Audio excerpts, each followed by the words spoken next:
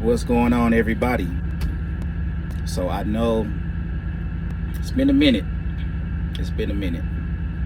Actually, it's been more than a minute because I've never done one of these before. I'm going to do a 6-month review of my company. That just should speak volumes right there. Because like I said, I've never done one of these before. And if you've been following my trucking journey, I can admit, worked a lot of jobs, a lot of companies. Started off with Swift. I gave Swift 2 months. Things just wasn't right. Left. I worked at Snyder. Worked at Snyder for 4 months. Things were good at Snyder. I just wanted more. Then I left. I worked at Prime for 4 months. Things were not good at Prime. I left. Worked at Milton for 5 months. And yeah, things weren't good, so I left. I'm doing a 6 months review because most people give you the even numbers. They do 6 months and then a year, but I've actually been here for 8 months. So, but let's go ahead and title it 6 months just so it won't be confusing. 6 months review of E.W. Wylie. Let's do it. Okay, ladies and gents, let's just do a honest review from my point of view of the company. Now, once you log on to the website, whether you're using a mobile device or if you're using a desktop or a laptop, this is the screen you will come across. I'm just going to scroll down just for a little bit, and you can go and fact check me. At the time that I recorded this video, this is how it looked. It may change when you look at it. I'm just going to scroll down for you, then I'm going to go back up. We're going to go into the driver section. As you can see, top drivers earn up to 65 cents per mile. So yes, this is a cent per mile company. We don't do hourly. Well, at least the division that I'm in, there's no hourly and there's no percentage. It's cent per mile.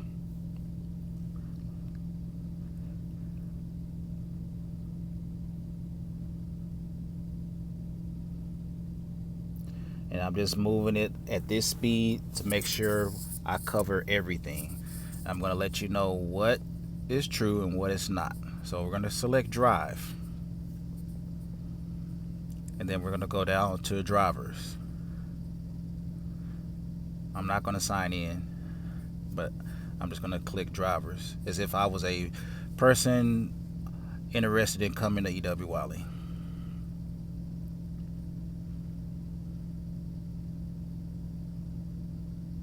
All right, 25,000 sign-on bonus. I'm sorry, $2,500 sign-on bonus for experienced glass or OTR drivers. That is true. They will verify it, and that is true. If you have experience, they will pay you that. But it's paid in segments. Of course, they don't want you just, they pay that out and then you quit on them the next day. So they pay it in installments. I'm going to go over that as well. But I want you to see. So that first top half, that is true. I'm going to scroll down. And these, at the time that I'm recording this video, are the current positions that they have. Now, when I looked at this, they also had one that said Texas regional, but they no longer have it. So with me being out of Texas, and I don't have experience with glass, so my only option was the OTR open deck division. As you see at the top. And like I said, depending on where you live, you may qualify for the other divisions. Okay. 60 cents per mile up to 69 cents per mile, that is true. The average of 2,500 to 3,000 miles per week, that is not true. It depends on the freight and the area that you're located in. The $2,500 for the transition bonus, that is true. The $5,000 is also true, but you have, like you said, a year OTR. The $1,000 guarantee for the first 3 weeks is true. If you make under $1,000, they will pay you $1,000. That's how it works. The $1,000 orientation fee pay once you complete orientation is true. $75 for the tarp pay is true. The $25 to $75 on the inspection is also true. And out of average of 14 days, that is true as well. It kind of moved a little fast on me. The driver referral bonus, that is true. But you will get paid that, but not all of it up front. It's conditions to it, and they will go over that with you. It's paid in installments. The best thing, I think I scrolled past it real quick, the home time, the day and a half for every 7 days that you're out, that is clutch. That is the best thing about working here. Most companies only give you 1 day off for 7 days out. EW Wylie gives you a day and a half, so almost like 2 days off for being out for 7. I love that. Okay. So for the most part, everything that was shown on this screenshot was true, with the exception of the miles. You will not get the 25 to 3,000 miles. It's just not going to happen, because that's, like I said, based off of the area and the freight that you're in, the area, the freight lane that you're in.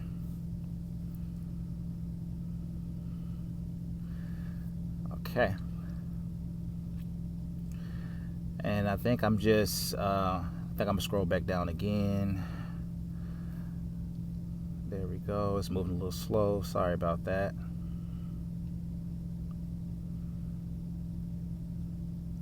It's the area that I'm sitting in. I only have 3 bars, so bear with me. And I'm just going over, the company stuff that if you want to read this stuff, feel free. They do have, like it said, a wide range of loads. That is true.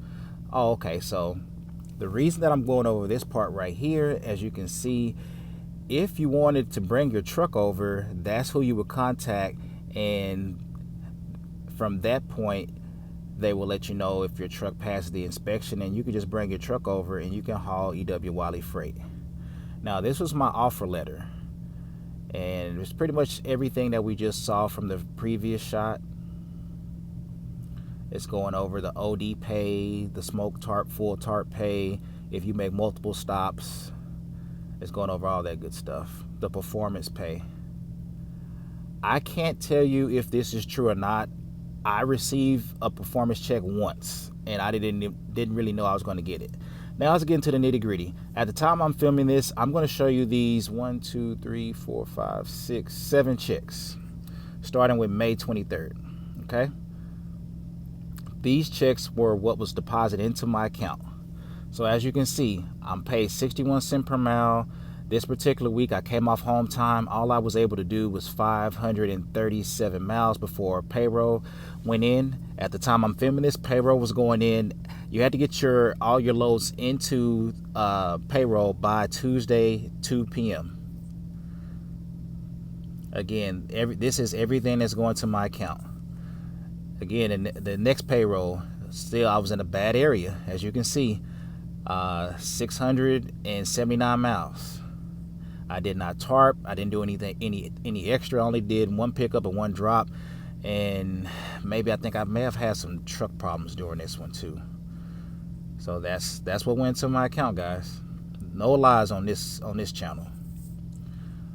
So my checks may be a lot to some. It may not be a lot to others, but it's decent for me. So on this week, you see I ran it up. I did 3,434 miles. It was a multi-stop load, so that's why I got the $60 for the pickup and the drop-off. All right. Let's go to the next one. And again, your check may be more or may be less, because it all depends on your taxes.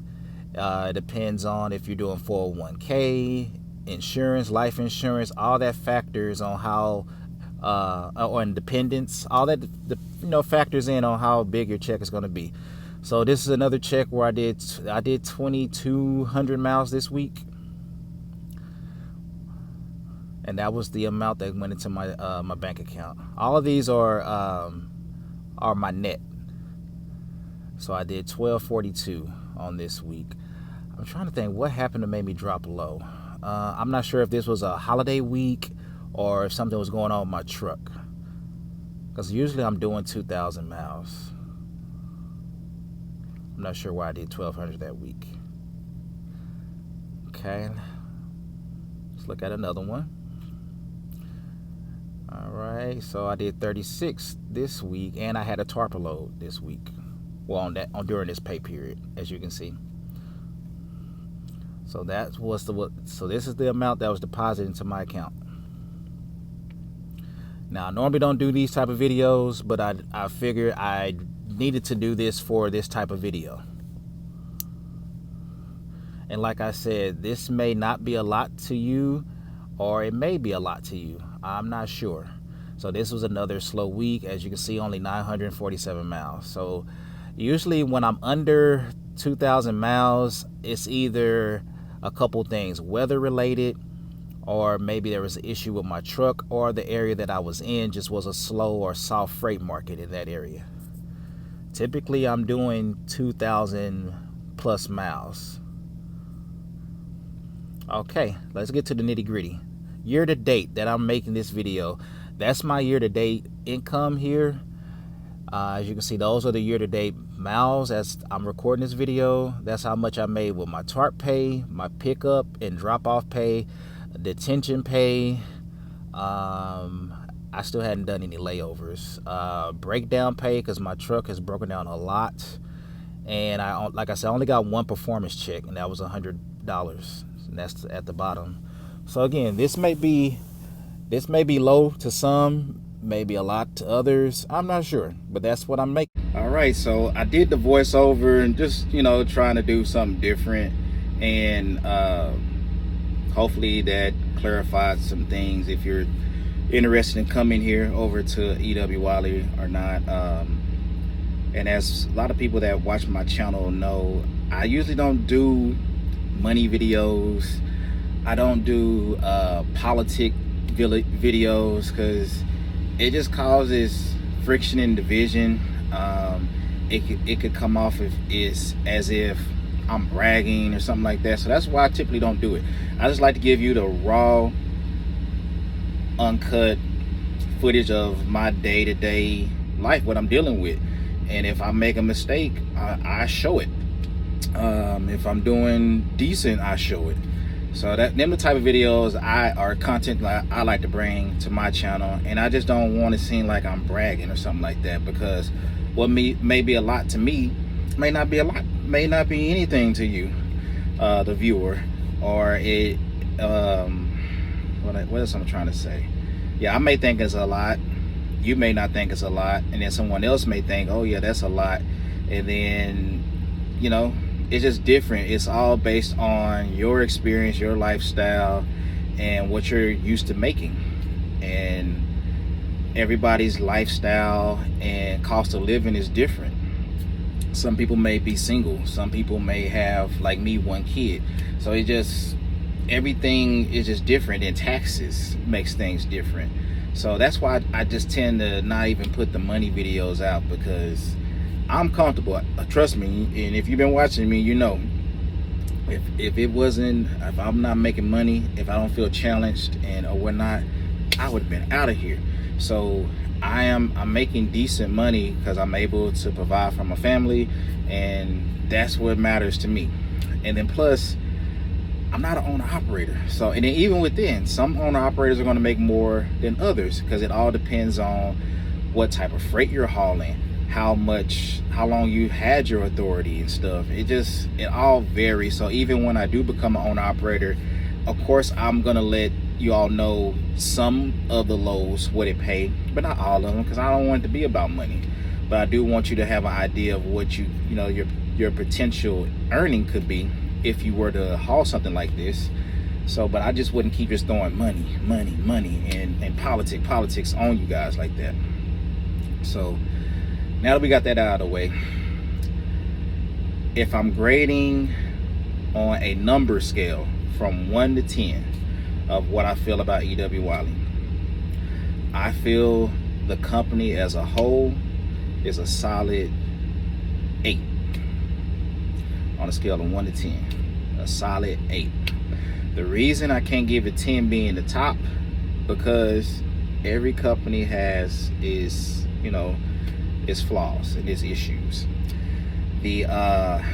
I've said on so many videos, well, I'm gonna speak from my point of view, and I know it does apply to other drivers. As a driver, you want to be respected. You don't want your time wasted. And when you do want to take home time, you want to get home on the day you requested, especially if you're staying out for a month, 2 months or plus. When you want to get home, or if you need to get home for an appointment or something, you want to get home, especially when you put in your request at the time that is asked of you to do it. So the reason I couldn't give it a 10, because outside of one time, every time I try to get home, I never make it home on the date that I try to get home, that I requested for. And yeah, I'll stay out for 2 months, and I need this particular day to get home, and I never get home on that day. It's all you guys seen the video, and I don't solely blame it on Wylie, but they have to take some accountability, because I'm not working off a load board, so I'm working off of whatever's given to me. So forced dispatch. I know people don't like to hear that term, but it's the truth. It's the truth. If you're not working off a load board and you're not given options, and the only option you're getting is what's coming to your tablet, then it's a forced dispatch. So I'm going where you told me to go to, and you should look ahead to see that the driver had whatever date requested of home time. Why send me to an area where freight is soft, or you don't have a clear picture of how you're going to get that driver out of that area? The worst one was when I was in Florida. There was no plan to get me out of Florida. At least I don't feel like it was. I was sent to Florida with a good paying load. It was a couple videos back that you guys saw that. It was a scissor lift. There was no plan to get me home. I did head from Miami to Savannah, Georgia, from Savannah, Georgia to Athens, and then from Athens I got 4 mini excavators or bulldozer machines from Caterpillar. Hopefully this is jogging memory. So eventually that load, it went all the way, it was supposed to go to New Mexico or something like that. Well, I'm just saying, there was no plan to get me home. I got sent somewhere with no plan to get me home, and that was the first of many times that this happened, and it happened a lot. So that's why I can't give them a 10. The pay is, I'm not complaining about the pay. Like I said, it's the littlest. They haven't talked to me disrespectfully or rude on the phone. That doesn't happen. That, I think, falls on the president, and I can say her name is Sarah. She's a good at the time I'm recording this, she was the president, or she still is the president that I'm recording this of E.W. Wylie. I met her twice. Very good and fair president, nice lady. Yeah, it starts with her, good leadership. So then it trickles down to the training. The training is ran by safety. Safety has a lot of power here. I know most companies, safety has power, but here safety has, I think, is Miss Sarah, then safety. That's the power dynamic at this company. So yeah, you deal with safety a lot here. 2 of the safety guys stand out to me the most, or actually 3 of them, because they taught my class. So Mr. Ben and Mr. Jim, if you come here, or if you start orientation, you will see Jim. Jim is on the video that they're going to send you as far as what to expect and the testing that you will have to do. And I guess I'll go over that too, since I'm doing a full review of the company. You will have to do a test. I'm not going to release the video because I don't know if I have the rights to do that, but there is a video of a physical fitness test that you have to take. They're going to check your balance. They're going to check your blood pressure. You're going to do a drug test. At the time I'm filming this, it's just a urine analysis. It's not a hair, it's just the urine test. You will have to lift that tarp. You have to lift it, carry it to the truck, carry it back. You have to do that, I think, that 3 times. And then you also have to lift that tarp, put it up on top of the flatbed trailer, and then put it down on the ground. You're gonna do it on the flatbed, not a step deck, not the low boy, but on the flatbed. I think I had to do that 3 times. You will have to climb up on top of the trailer from a ladder. You have to do it safely, 3 points of contact. You have to do that 3 times. I think everything you have to do is 3 times. I'm trying to think.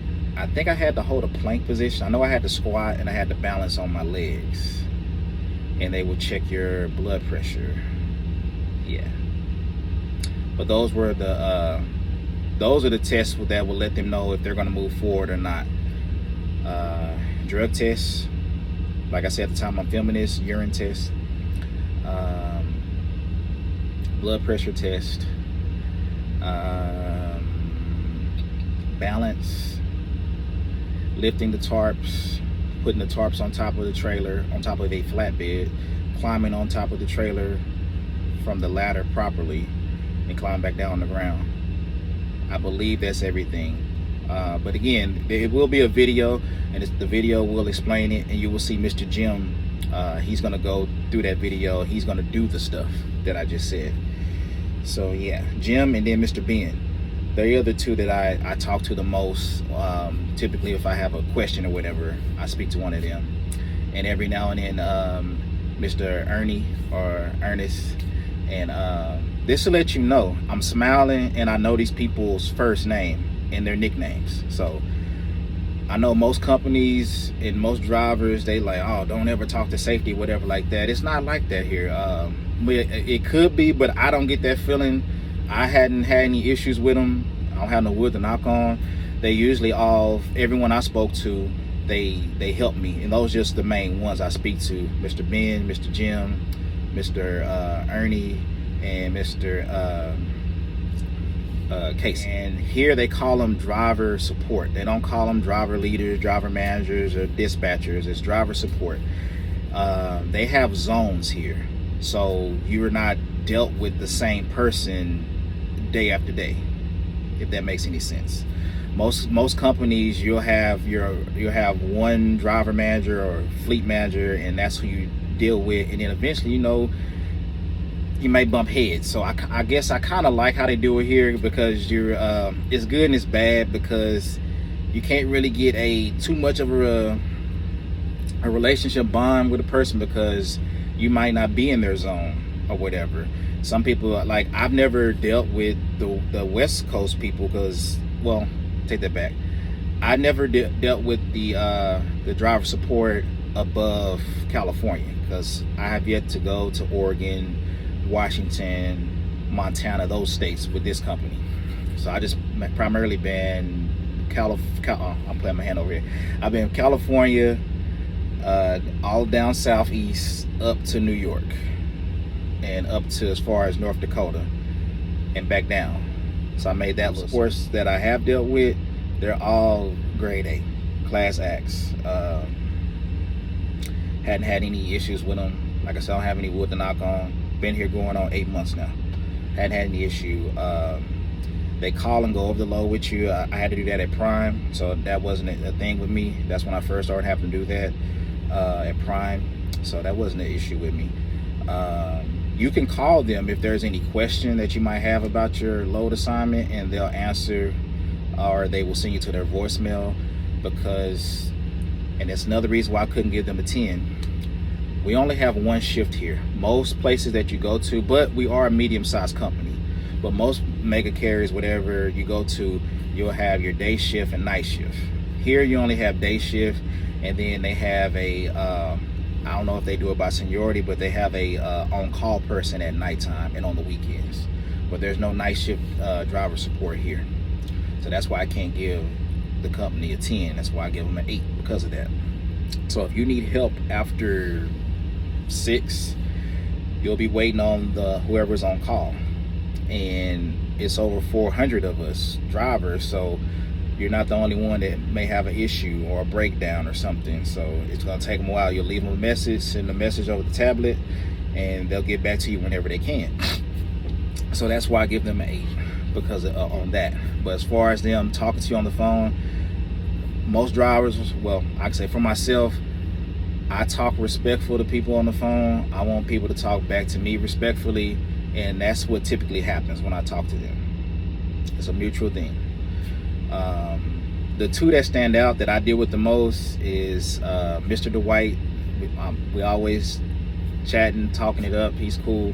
And Miss Emily. That's who I deal with the most, because they're over Texas. And, you know, I'm from Texas, so I'm constantly talking to them because they get me home, and they well, they don't necessarily get me home, but I talk to them when I come from home, so coming off of home time. So I'm closer to those two. But everyone else that I spoke to, you know, like I said, it's a good feeling.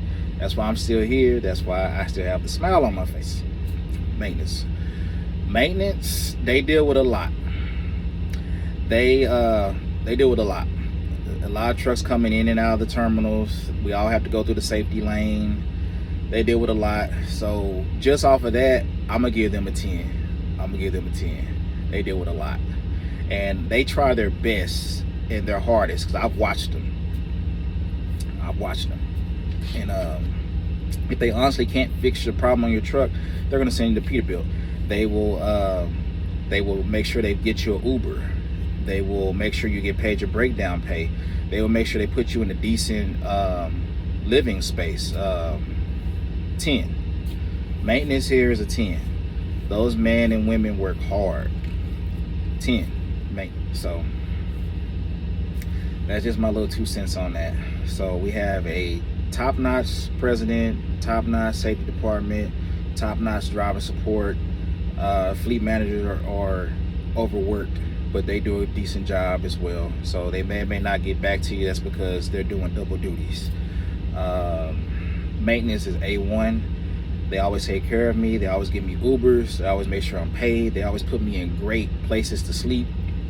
So yes. The equipment. Going down the road, beautiful red, and I've seen some white Peterbilt trucks that we have now. Beautiful trucks. The pack car engine. I won't say I'm not a fan of them. It's just the one in my truck, it breaks down a lot. If I run good 2 months, the next 2 months is gonna be a nightmare. Climbing up mountains is a nightmare. Coming down, I come down like a freight train, and the engine brake is kind of sketchy, but it works. I'm not a fan of this pack car engine in this truck. I come from the Detroit when I had Freightliners. I come from Cummins when I had the T680 to this. Yeah.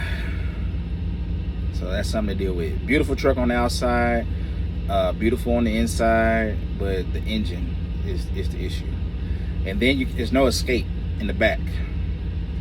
So that's just the version that they went with here. So if there is a fire or something up front, you just gotta dive through the glass, get cut up at that point, because we don't have the door. Most Peterbilts have the door. On the driver's side, we don't. There's no escape latch on the driver or passenger. So the truck is a beautiful truck, but it's a beautiful death trap, because you can't get out of it if something happens. So that's just something to think of if you come here. It comes with a CB radio, comes with a fridge, comes with a TV mount. They will mount the TV for you if you need them to. Yeah, all that A1. Comes with a brand new mattress, APU, bunk heater, all that A1. But like I said, oh, and heated seats, all that A1. Is the steering wheel heated? No, steering wheel's not heated. Digital dash, the Peterbilt navigation system, all that's a plus. But you can't get out of here if something happens up here. So that takes away from everything. can't get out if something happens, unless you cut yourself. That's just something to think about. We use Samsara. We do have a outward and inward camera inside the truck. I know people want to know about that. For the most part, unless you do something or fail your inspection or get a citation, the camera is always covered up. I'm gonna take it off right now so you can see. It's always covered up with this little piece. This piece goes over the camera. So it'll always be this piece. Then you just put it back on like I just did. The trucks are governed at 65 miles per hour. So MPG wise, unless you're carrying something super heavy, you're gonna always have, you should always be in the 8s, 9s, 10s. Well, I take that back. That's if you're on flat land. You'll always be in the 8s, the 7s and the 8s on your MPG because you can't go fast. To me, it doesn't bother me. Even Trucker B says it. I don't mind going slow if I'm making decent money. Going fast and furious and not making no money, that makes no sense to me. I would love to go 70, but when I was going 70, I wasn't making no money.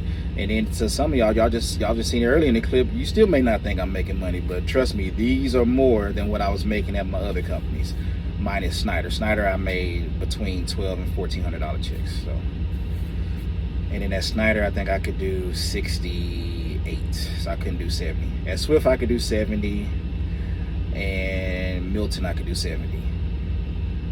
Snyder 68, Prime 65, here 65. On the pedal and cruise, 65.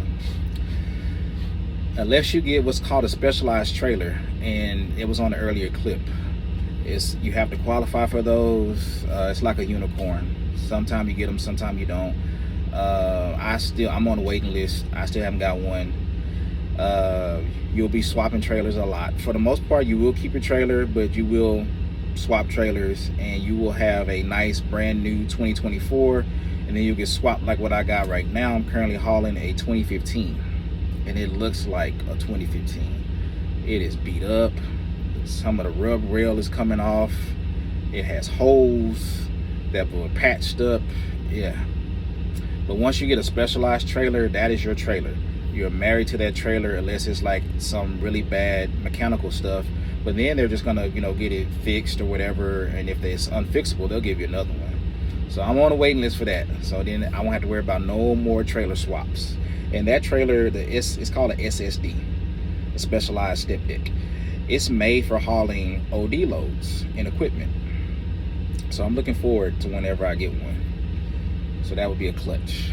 But we do a lot of trailer swaps. So be prepared to get trailers that have dents, scratches, missing lights, broken winches, damaged rims, tires with damage on the sidewall, inner walls, airbags, mud flaps missing. If you can think it, expect that to happen. Just make sure whenever you go to switch trailers, you do a proper and thorough pre-trip, because you're going to be responsible if you get a ticket. So that's something to think of. Now this is probably my longest video because it's my only video where I'm actually going through breaking down everything about a company, and I'm 30 minutes probably is not me really doing it justice, or under 30 minutes, but I think you got the gist of everything.